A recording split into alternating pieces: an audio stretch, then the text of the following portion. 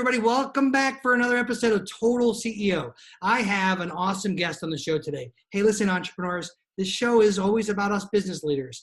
I know that sometimes we are way ahead of everybody else on the team.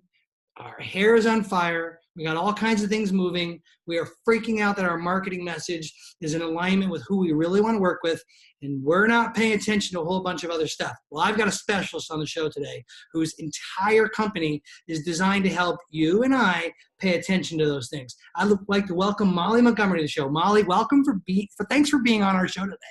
Oh, thank you for having me, Benny. It's such a pleasure. All right, cool. Before we go too much farther, I want to let everyone know, in the thread, you can connect with her. You can see her place, but she's at ascensionco.net. So that's ascensionco.net. And you'll see in the link below. And Molly, if they want to, they just click on that and there's a contact way to get a hold of you. Yep, absolutely. All right, awesome. So for everybody, Molly is a CFO ninja. What that means is she's an operational and financial expert who works with specifically, I love how you were telling me that. Molly, why don't you tell everybody the sweet spot of who you work with? Because that's in our audience, and I really want to get them paying real critical attention. What stage business do you work with? Absolutely. It's businesses that are under 5 years old, so still in the early stages, that are doing in excess of 10 million in revenue a year up to over 100 million. I mean, once you start to find that traction and things take off, it's go time. So yeah, I'll tell you, Molly, in my career, those are the blessings, and I broke a few, but those are the needles of the businesses that I strive to have. And so I've had 3 successful and 1 I broke 8-figure businesses that were all massive growth, right? These hair on fire.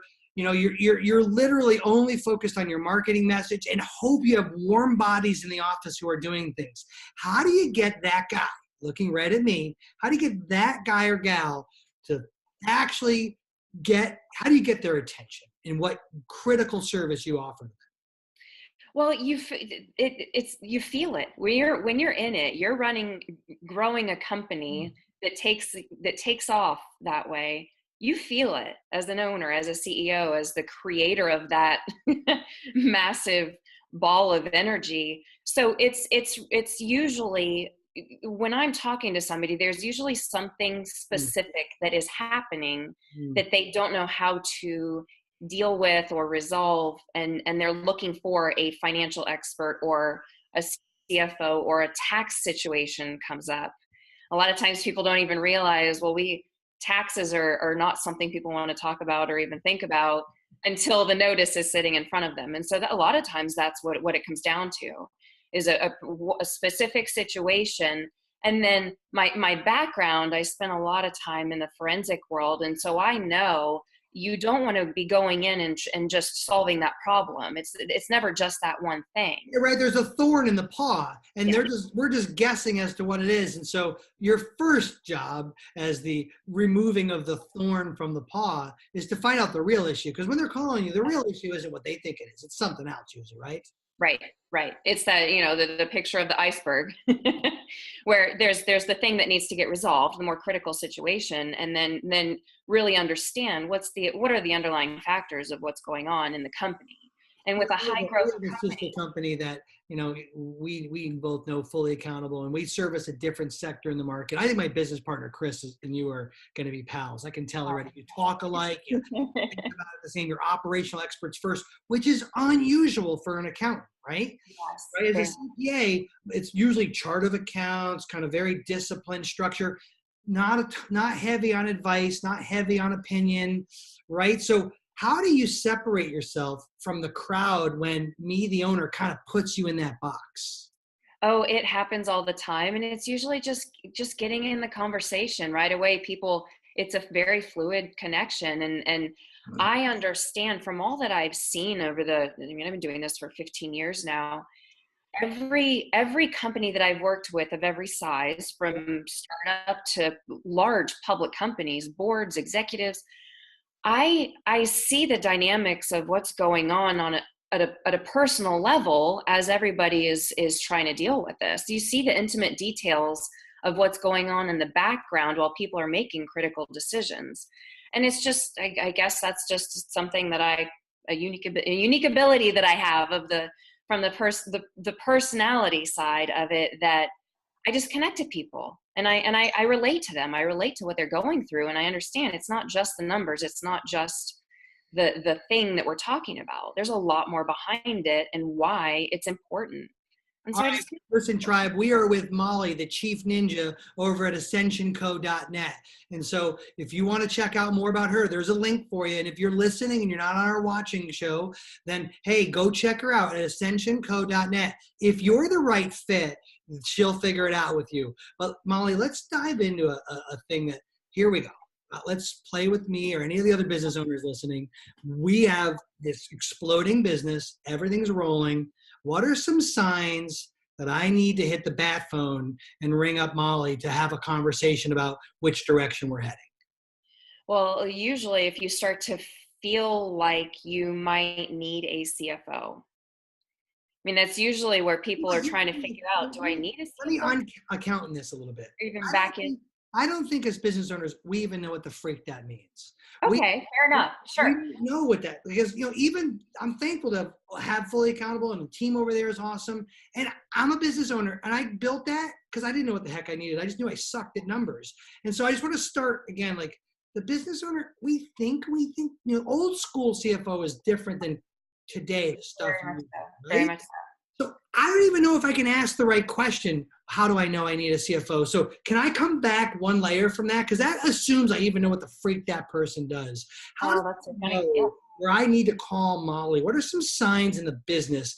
Because I don't know if I can conclude a title or a talent. I just see some things going on and I need some help. What are those? Yeah. If you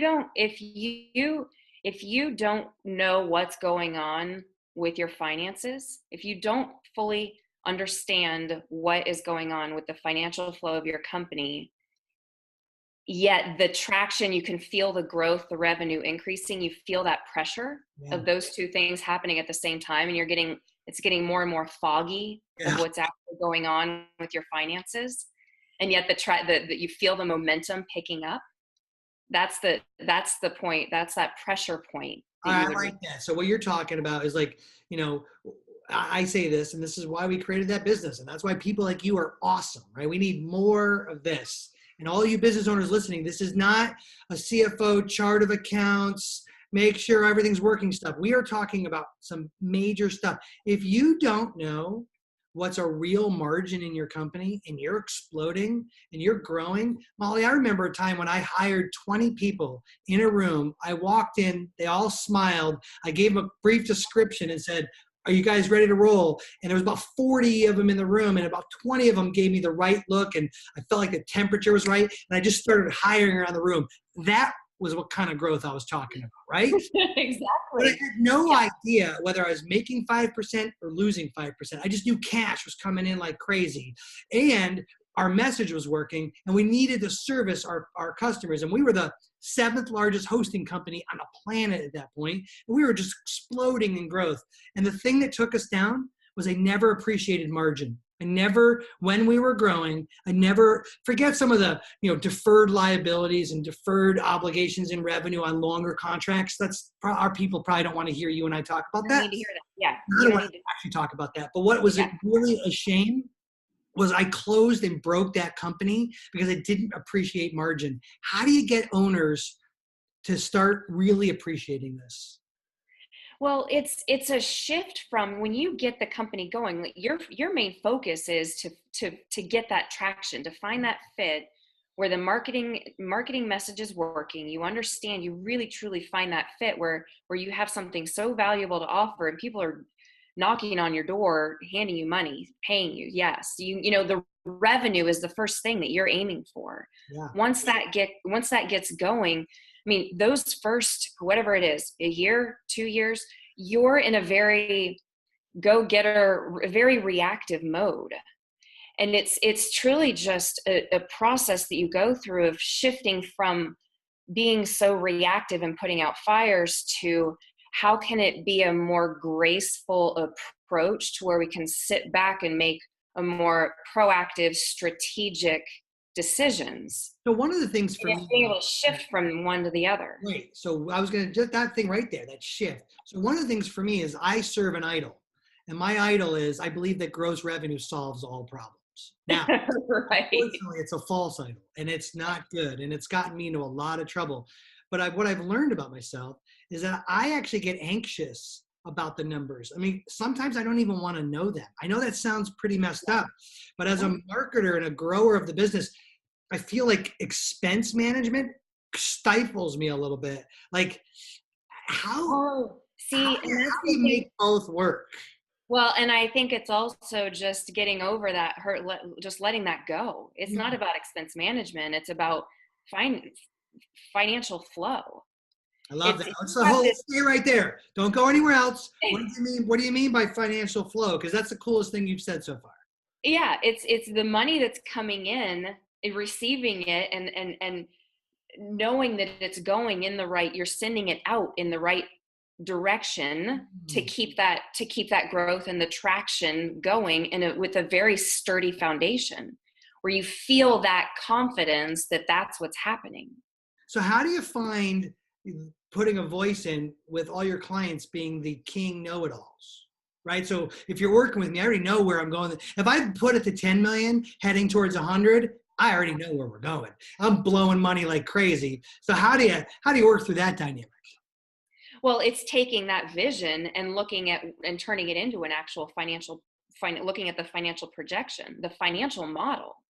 That's an interesting And by thing. the way, does that sometimes exist? I mean, like, No, because but I'm that's laughing thinking about my financial right, model is, do I have enough money to spend today to keep acquiring customers? Here's my model, right? Like, right. And that's where, I mean, that's just where you have to get to a place of like, how much do you really care? How big are you really wanting to take this? How much peace do you really want in your life? I mean, it helps bring people together, the decision makers. If you have co-founders, you have investors, you want to go out for capital, you want to go get loans, other people that are going to be having conversations about your business. That's the conversation that's the language everybody understands. That's what's the central piece. And so, yes, you have that vision, and the financial model doesn't always exist, or some version of it does, but it doesn't match up with what you're telling me your vision, your path is. So it's a matter of bringing those two together so that you can then see, oh, I see how my vision, what that looks like in numbers. how It's long just a should an matter. owner, how long should one of our owner listeners, how long should we need to invest in this shift of getting control of the fiscal aspect of our business? How long does somebody like your organization, what kind of leash do you need to really start seeing some honest momentum and getting this stuff fixed? It just depends on it depends on the person. It depends on the business. It At depends on least where you three are. months? Is it like It's an 60 days? ongoing. There's so much junk to fix. Gotta get your, No, like, what is it usually? Because a business that's doing north of 10 million with a yeah, bunch of people running around, we've had plenty of time to screw things up. So what's right. like, Well, the first thing that we look at and the first thing that you got to make sure is in place is just the actual, and this is the not so fun conversation, but just the actual infrastructure around the financial department of your business. It's so common for a company that has that kind of growth rate. Once you hit 10 million, more often than not, I see people who are not getting their financials done and their accounting done on a regular basis. They're still doing the year-end thing, yeah, just sure. getting it done for the taxes. By the way, I think it's really great you said that. Like, listen, listeners, it doesn't matter whether you're doing 1 million or 10 million. We already know three things about you. And Molly, I'll tell on for you. You know that a lot of your clients are probably behind on their tax obligations. You know that they have no infrastructure, that it's literally what's in my bank account math.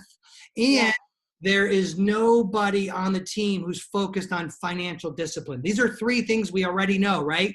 yeah, yeah. By the way, business owners, it's okay. Say it out So loud. Get it out, because we already know this. You don't have to hide from it. Now, with that empowerment, like, when does the guard start to come down? A couple calls? that word you say, it's an empowering place to be. So it's just shifting. You think about, as you're growing the business, you're looking at all the different systems you're putting in place. You're investing in technology. You're investing in sales team, every other area of your business, you have to put that kind of energy and focus on the actual accounting infrastructure as well. So the second reason why businesses close is poor fiscal management. yeah.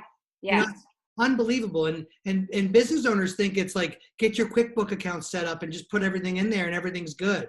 Like how, so remember that question I asked you earlier, when they want to put you in that box of just being the good old traditional accountant, and you're dating divorced people because they've had 3 or 4 of those already, right? Right. So let's get in the day in the life of that. How do you break through the old school accounting, the old school aspect of what your clients are, and dating divorced people? It's talking about it's talking about the vision. Okay. So many traditional accountants and bookkeepers and controllers and CFOs, they like to look at the past. They like to look at the traditional what you envision that person what that role is. They're looking at reports and all the past of what's been happening. Yeah, I mean, I don't need you to tell me I died 45 days ago. Right. We're constantly, what is the future? What I see and feel the momentum of your company, and we keep looking ahead.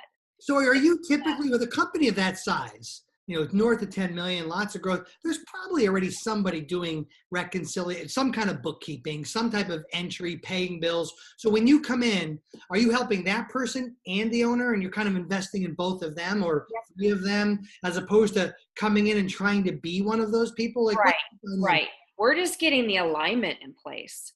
Gotcha. And that's when I get back to the financial flow. That's where that alignment needs to be there, so that the flow can happen, so that you can truly understand what are your actual numbers of what's going on in your company, to be more strategic about that, what that future vision, how you're going to get there. Because as the revenue kicks in, you will start to feel at a point that it's not just revenue anymore that you need to pay attention to, especially at some point in that growth. Growth isn't a straight line. There's parts where you'll start to feel the dip, you'll start to see the plateau, and you get nervous, and you start to wonder, okay, so we got to do something different. Why is it that what we've been doing isn't working the same way anymore? Now what? All right, so we're with Molly, who's the Chief Ninja over at AscensionCo.net, and I just came up with a new title for you, Chief Ninja. I love it. Molly, it's so nice, and you look at business so differently than a regular traditional accountant. I don't mean to beat up on the accountants, because, by the way, part of our program is to equip accountants over at Fully Accountable. We can't work with everybody, right, Molly? So we got to help the community too. So let's do a quick segment here of don't shut down on me, business owners, but we want to help the person inside your office. So how do we help that person, the accounting professional, because you got to come in and do that, right? How do we get them thinking beyond the chart of accounts and looking into asking good critical questions from a financial expert's mindset or perspective? Like how do you help get that dealt with, where they're not freaked out that they're going to lose their job because the chief ninja's in there changing things up? Like how do we encourage that accountant and also realize that we're in there to help make them have a better job?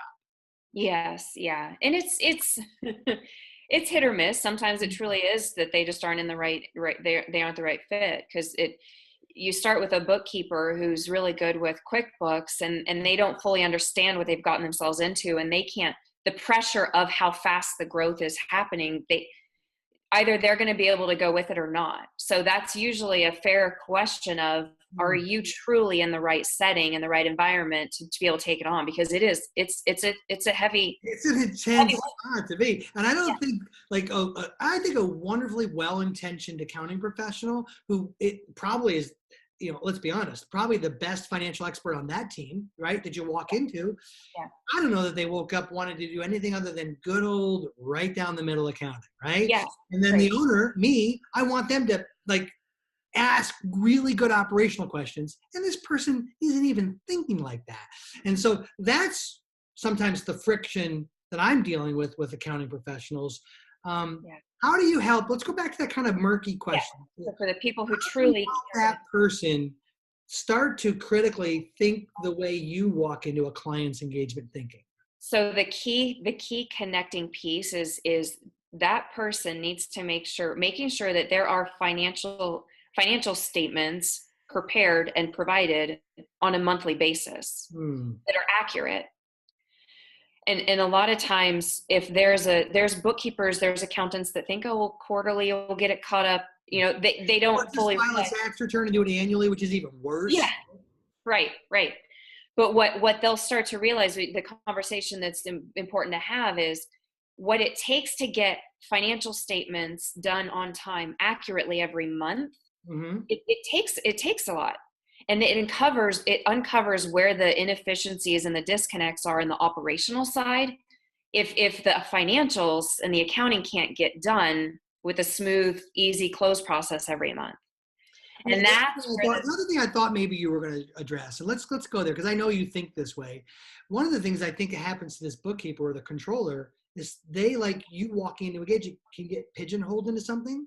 So the only thing the owner's expecting from them is reports, as opposed to taking that report and asking good, hard, honest questions about flags they see in the business. Because quite honestly, what I want someone who's a trusted advisor who's like, hey, Vinny, have you noticed that we're trending down over here? No, I haven't. What are you talking about?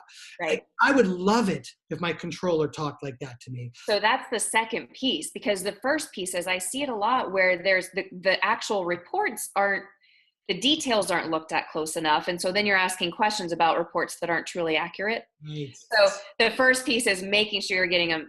Reports. Go back through and think, okay, is this truly classified in the right place? Have I been maintaining something that isn't correct? Because that happens. That just happened to us the other day in our executive meeting. Like, once I saw there was one critical piece that was wrong. I don't know what your clients are like, but I want to take that report and chuck it to the side, because you can't rely on any of it. There's nothing to talk about.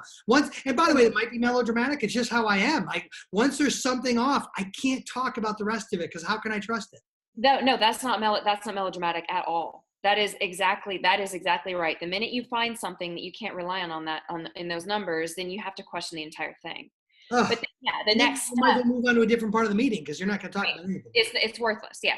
So then the next step too is then, like you just said, of that person, you want them to take those reports, and that's where the variance analysis where you look at the variances, and together you figure out what are the metrics specific to our business that we care about. And as a business owner, you will need to help your accounting team understand what those are. Yeah, hey, I know that. Listen, listeners, every month when I look, I'm the one who sees some things in the financials that no one else is going to see, right? That's your point you're making there? Yes. Well, you can't help everybody, right? You can only help the market you're with, but you're in there working with these high growth companies, and you have a potentially limited engagement. What's encouraging to the owner that you leave behind with the accounting team that's there? Like, what's a big win? I'm like, well, I'm calling Molly, because if she can do that for us, I'm in. I got it. Clean financials. But what are you leaving behind with our team? Because I started my conversation out with you, team and marketing, and everything else is an expense. So what do we do to help the financial team that you leave behind? It's evolving the relationship and the process that you and your accounting team are going through to oversee the finances of the business. So are you like the financial whisperer who helps the two talk better to each other? Are you you become a little bit of a counselor in the office hey, gosh. Carol, this is what you mean to say. Fred, come on now. Carol has this. Give her a chance. Because there's a lot of that stuff going on. A lot of that going on. Well, and you know what? That's it. And it's even with just partners too. Yeah, that happens a lot. Yeah, I bet. And so it's getting everybody just shifting back over just a few degrees and saying, okay, now we're all in alignment again. Right. Now we all are talking the same language. Because sometimes it just takes an outside person to see the dynamic and hear the conversations and see what's going on from an outside perspective, to be able to just point out, okay, here's where you guys are missing the mark. All right. So one of my favorite parts of our show is to talk about, hard things. What's the hardest part in the engagement? Oh gosh, there's a few. Go ahead, pick on a couple. It's okay. There are some really uncomfortable. Money is an uncomfortable conversation. Oh, buddy. And probably right near the top of the foot. By the way, it's the number one reason for divorce, right? So Yes. if that's true in divorce of business partnerships as well as domestic partnerships, right? So in both cases, this is like, the love of money causes lots of destruction, right? Yeah. And you're when you're the creator and you're the decision maker and you're the one that's guiding and navigating this whole thing, leading this whole thing, your relationship with money Mm. it shines through in the decisions that are being made in the company. All right, go ahead and talk to me because you're actually speaking directly into my soul right now. All Right. So there's conversations that come up around when I look at the financials and or someone with true financial expertise looks at the financials, you can see the person's you can see their actions shining through and how much money they're keeping in the business, how much money they're taking out of the business. They say they want their business to be going in a certain direction, but you can tell by the actions they're taking, it's not in alignment with what they're saying they want. right, so first thing that's hard is the relationship to money and the friction that causes. Anything else? Um, Because that's a doozy, right? I mean, we went right to the big. yeah, yeah. The other thing is oftentimes when we go in, it'll be the first time someone truly has looked at their financials that you're saying as a business owner, lay it on me. So shoot What the messenger is where you're going with this, right? yeah, it's okay. I'm ready to have some of these difficult conversations. Tell me what I don't know. Let's get this thing where it needs to, where I do know, where the confidence is there. So is the first And reaction typically defensive and like defending why it is what it is? Is that the hard part? no, it's more a matter of just being open to having some really difficult conversations. Okay. And there's things that will be discovered. We're discovering things together that are these. I had no idea that's these. Wow, if I would have only known. And Well, which is let's be honest with you, Molly, I'm going to give you a little secret about us owners that we knew it. We just that's actually a very good yes. we just didn't want to talk about it. It was too painful. It led us down a road that required us to deal with a reality we weren't prepared to deal with. But I got to be honest with you. It's rare that you'd show up in my office and tell me something that I was surprised about. It confirmed one of my greater fears, but I was rarely surprised. Right. Every once in a while there's surprises, but yeah. Because maybe you were misled, or you thought it was something you could have lied to yourself and you thought it was one thing or another. But for the most part, it's avoidance, not surprise. That's yes. And so then those are the really difficult conversations because you've been able to avoid it for as long as you have. And then I'm coming in and saying, okay, if you really truly want what you say you want, this thing that you've been avoiding is something that you ought to address if you truly want what you want. I love your deliberate approach, how kind you are, because that's critical to dealing with owners, right? Because I have a fragile ego as it is, so I don't really want you telling me I suck. And so, right? I mean, you've obviously done this a few times. We are with Molly, the chief ninja over at ascensionco.net. I hope she changes her title on the website to chief ninja. Sounds way better than any title she could put on there right now.